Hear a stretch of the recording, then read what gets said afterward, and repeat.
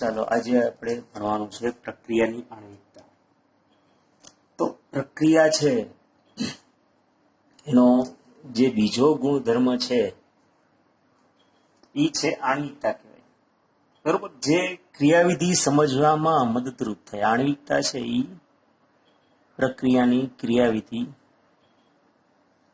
સમજવામાં મદદરૂપ કરે છે. હવે પ્રાથમિક પ્રક્રિયામાં શું થતું હોય?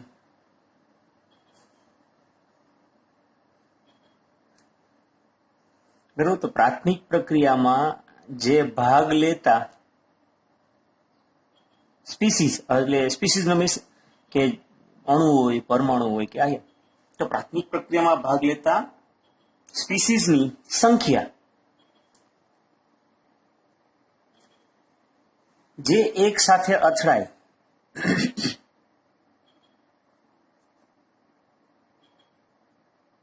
બરોબર, અથડાય ને રાસાયણિક પ્રક્રિયાને પૂર્ણ કરે.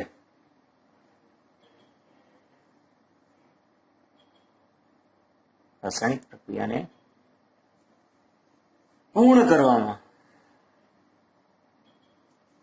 સંકળાય છે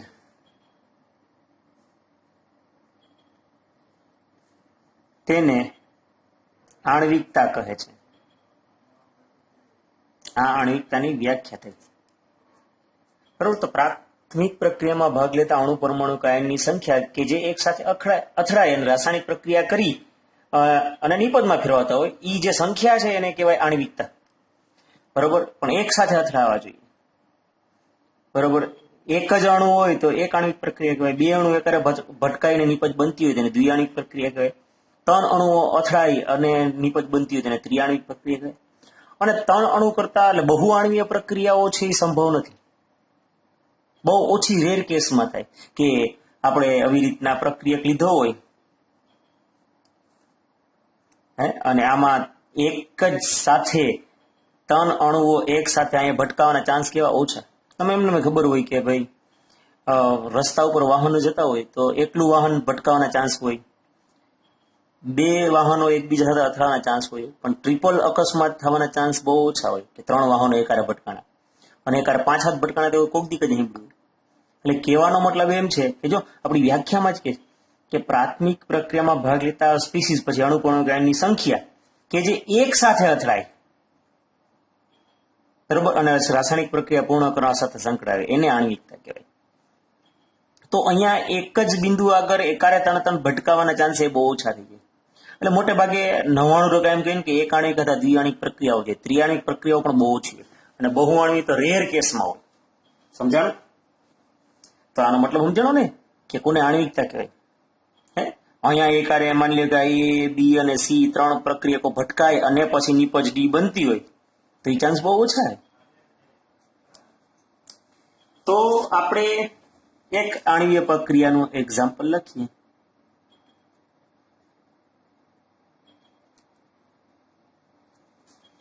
તો ઈ એક્ઝામ્પલ છે એમોનિયમ નાઇટ્રેટનું વિઘટન.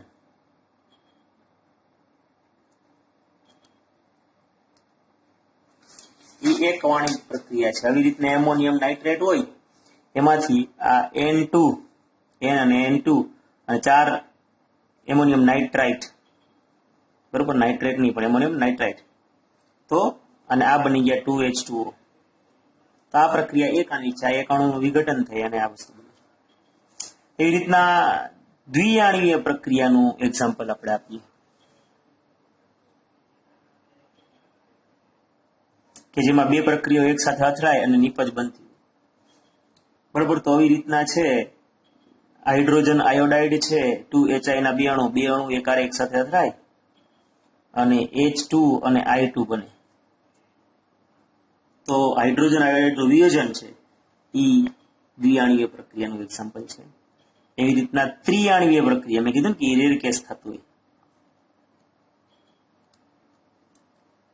તો ત્રિઆણ્વીય પ્રક્રિયામાં ત્રણ સ્પીસીસ વચ્ચે એક સાથે સંઘાત સમાવિષ્ટ હોય, એટલે એકારે ત્રણ અણુ એકારે ભટકાતા હોય તો આના ચાન્સ બહુ ઓછા હોય.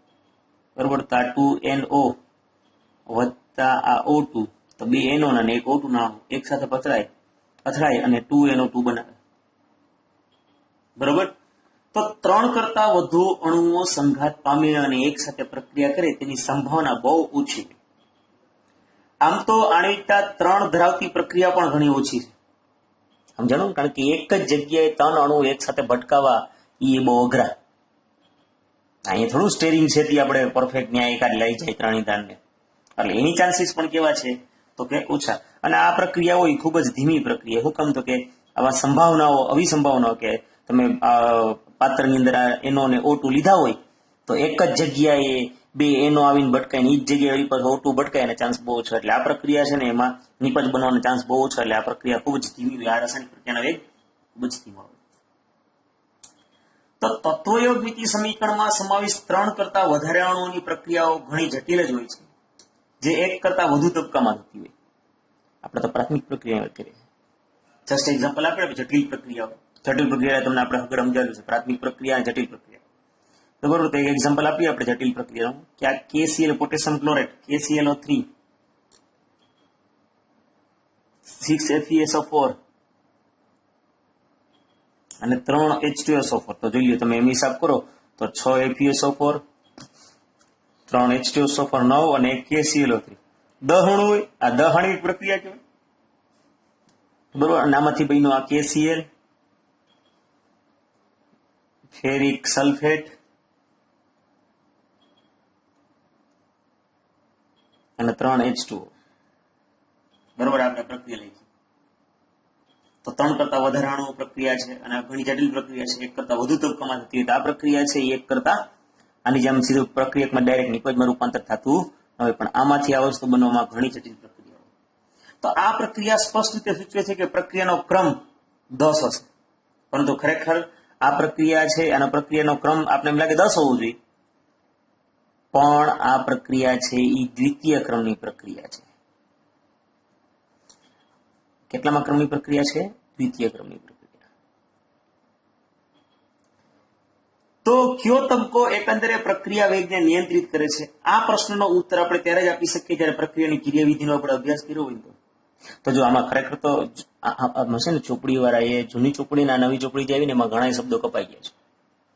અહીંયા જયારે ફકરો સ્ટાર્ટ થાય ત્યારે એમ કે છે આપણને જૂની ચોપડીમાં કે ઘણી પ્રક્રિયા એવી હોય કે જેમાં એના તત્વયોગમિતીય ગુણાંક અને પ્રક્રિયાનો ક્રમ છે એ હરખો હોય, બરોબર. પછી એનું એક્ઝામ્પલ આ આપે ને આવું આપે. અને આપણે આગળ તમને થોડાક દિવસ પહેલા જ મેં કીધું હતું કે ભાઈ પ્રક્રિયાનો ક્રમ અને તત્વયોગમિતિ છે એને યાર કાંઈ સંબંધ નથી, બરોબર. એ વાત સાચી, પણ એમાંથી વીણી લીધા એને. રેર કેસ તો હોય ને, એ રેર કેસ વીણી અને વાક્ય બનાવ્યું કે ભાઈ એવી પ્રક્રિયા કે જેમાં એની આણ્વિકતા અને પ્રક્રિયાનો ક્રમ હરખા હોય એવી એક્ઝામ્પલ ગોતીના 2 મૂક્યા. સમજાણું? કે ભાઈ એક આણ્વિક પ્રક્રિયા તો પ્રથમ ક્રમની પ્રક્રિયા, આ દ્વિઆણ્વિક પ્રક્રિયા તો દ્વિતીય ક્રમની પ્રક્રિયા, એમાં ત્રિઆણ્વિક પ્રક્રિયા તો તૃતીય ક્રમની પ્રક્રિયા, એમ વીણી મૂક્યું. તો એ પ્રમાણે જતા 10મા ક્રમની પ્રક્રિયા થાય ને. પણ આ કેવા ક્રમની પ્રક્રિયા છે? તો કે દ્વિતીય ક્રમની છે, બરોબર. ઉદાહરણ તરીકે આપણને આમાં આપ્યું છે કે કોઈ એક રીતે હરીફાઈની રમતમાં ટીમની જીતની તક ટીમમાંની સૌથી ધીમી ગતિવાળી વ્યક્તિ પર આધાર રાખે ને. રિલે દોડ હોય 400 મીટરની દોડ, રિલે દોડ એટલે એક હાથમાં ધજો લઈને દોડતા હોય, 100 મીટર દોડે પછી બીજાને પકડાઈ દેવાનું. એટલે સિછોરેમાં છે ને એ બધા ફિલ્મમાં તમે એ દોડી જોઈ છે રિલે દોડ. તો એમાં જીતવાના ચાન્સ કોની ઉપર? એ તો સૌથી ધીમો વાળો કેટલું ધીમું દોડે છે એને આગળ, બરોબર. 3 હારું દોડતા પણ એક હાવ લબાડ હોય તો આખી ટીમને હારવી. તો સૌથી ધીમી ગતિવાળી વ્યક્તિ ઉપર આધાર રાખે.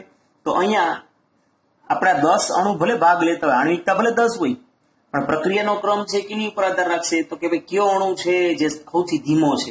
ક્રિયાવિધિ સમજીએ ને તો ખબર પડે આ બધી વસ્તુ. તો એકંદરે પ્રક્રિયાનો વેગ પ્રક્રિયામાં સૌથી ધીમા તબક્કાથી નિયંત્રિત થાય. તો આ જે પ્રક્રિયા હોય જટિલ પ્રક્રિયા એમાં સૌથી ધીમો તબક્કો હોય ને નિર્ણાયક તબક્કો હોય.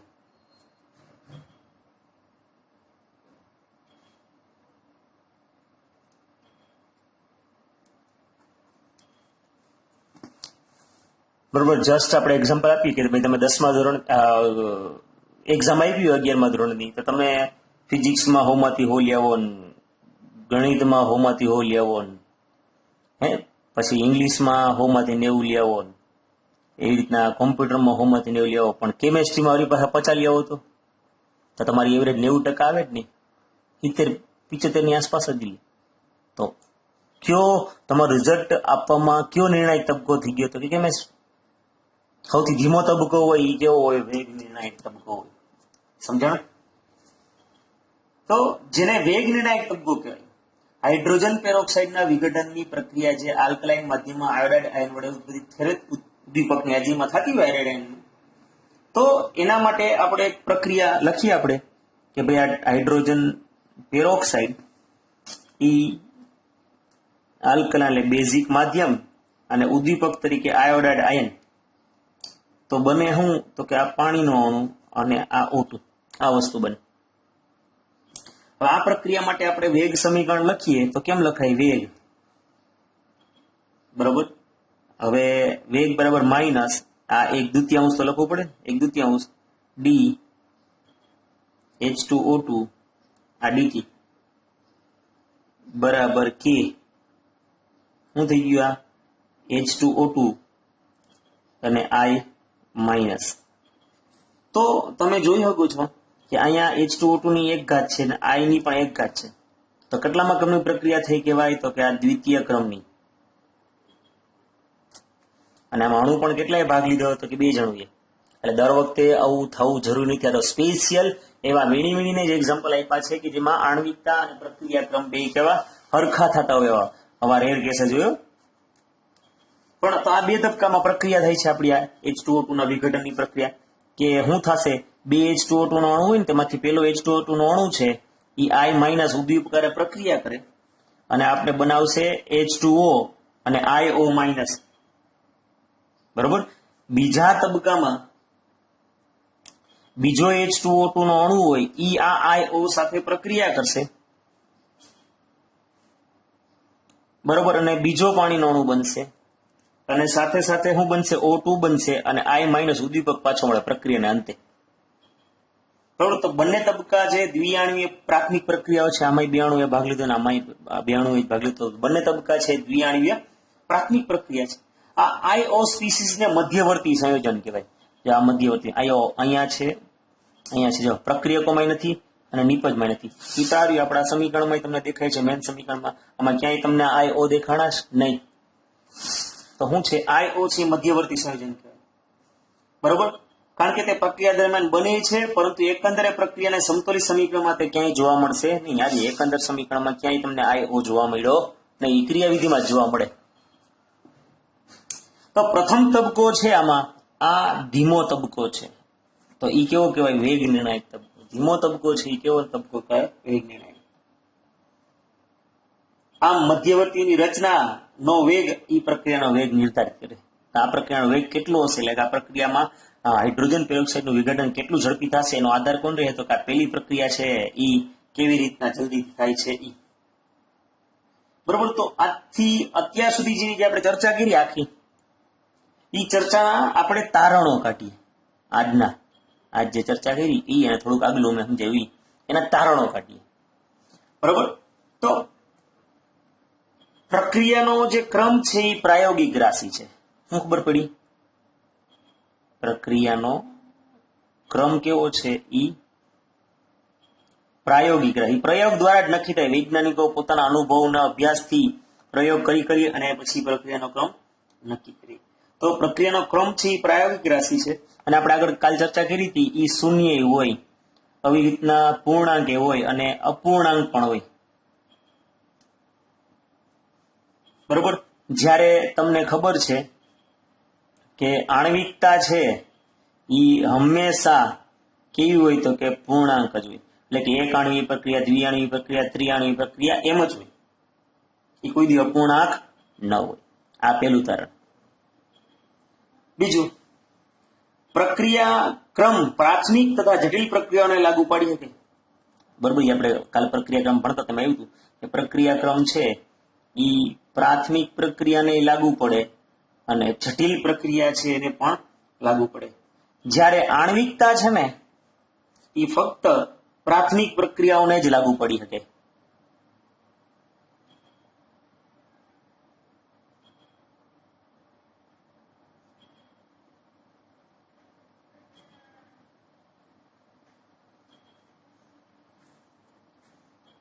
બરોબર. કારણ કે આપણે આગળ ચર્ચા કરી કે જટિલ પ્રક્રિયા માટે આણ્વિકતાનો કોઈ અર્થ જ નથી. કારણ કે આણ્વિકતા આપણે કેને આણ્વિકતાની વ્યાખ્યા શું આપી કે ભાઈ આપણી આણ્વિકતાની વ્યાખ્યામાં જ શું આવે છે શબ્દ પ્રાથમિક પ્રક્રિયામાં ભાગ લેતા સ્પીસીસની સંખ્યા એક સાથે અથડાતા હોય ઈ અને જે પ્રક્રિયાને પૂર્ણ કરતા હોય એને આપણે વ્યાખ્યા આપી. તો પ્રાથમિક પ્રક્રિયાઓને જ લાગુ પડે કારણ કે જટિલ પ્રક્રિયા માટે આણ્વિકતાનો કોઈ અર્થ જ નથી. જટિલ પ્રક્રિયા માટે ક્રમ સૌથી ધીમો તબક્કો વડે દર્શાવાય છે.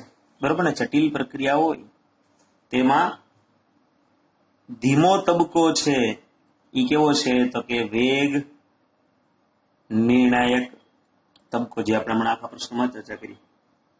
બરોબર? અને ધીમા તબક્કાની આણ્વિકતા એકંદરે પ્રક્રિયાનો ક્રમ જેટલી જ હોય અને જે ધીમો તબક્કો હોય એ જ છે એનો કુલ પ્રક્રિયા ક્રમ મળતો હોય.